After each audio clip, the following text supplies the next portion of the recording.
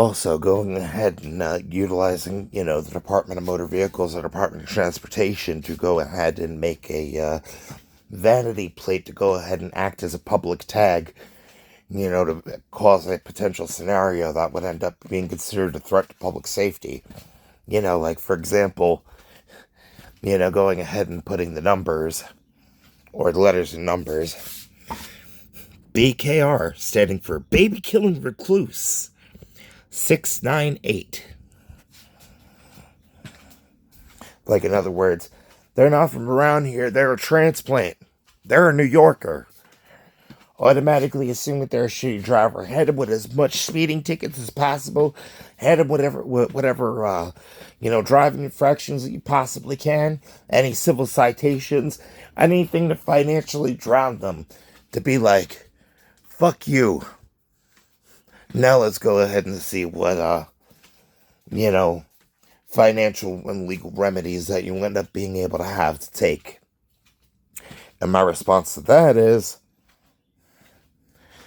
the NAACP, the ACLU, IFJ, they're paying attention, pretty sure at this point, the Federal Bureau of Investigations, the Federal Department of Insurance Claims, is paying attention to the Department of Transportation, the Department of Motor Vehicle, not to mention that, but considering the factor that when it comes down to surveillance, anything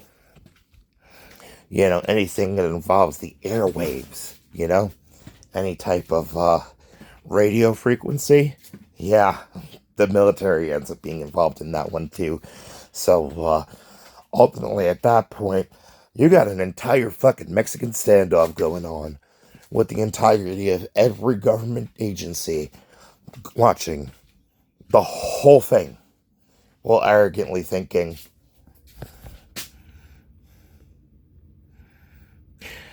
this one's right?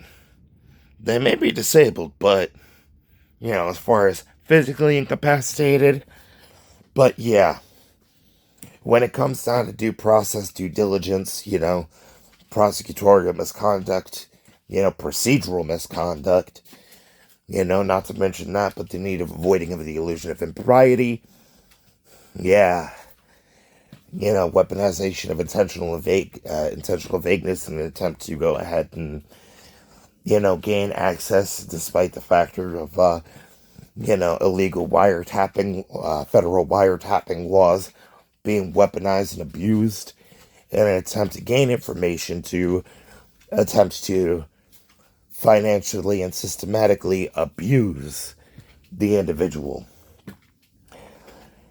The amount of civil rights violations, which, by the way, the amount of human rights violations that I've had to deal with too, with, the vasectomy getting forced on me in the process of the operation, and then to double up on it, to go ahead and pretend that, I'm being inoculated with a vaccine that I can't go anywhere, and I'll lose my job if I end up not getting, lying and saying that it's a vaccine that ultimately, the actual, airborne virus would end up going ahead and being a threat to public safety. Well, in reality, it actually ends up being, a injected chemical castration. That's considered eugenics.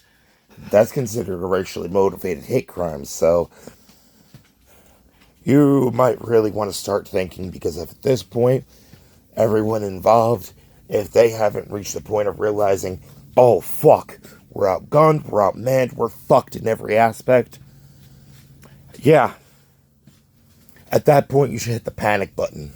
Like you should hit every panic button that you've ever had in your life.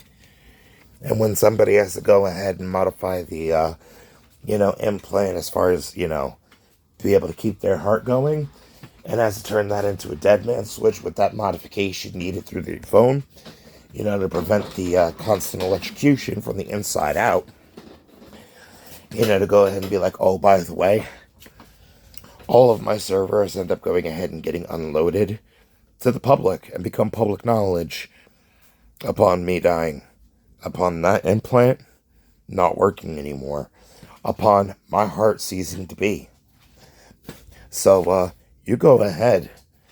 Let's go ahead and let about a good 20 years worth of propaganda campaign, from the American military out to the public in general knowledge.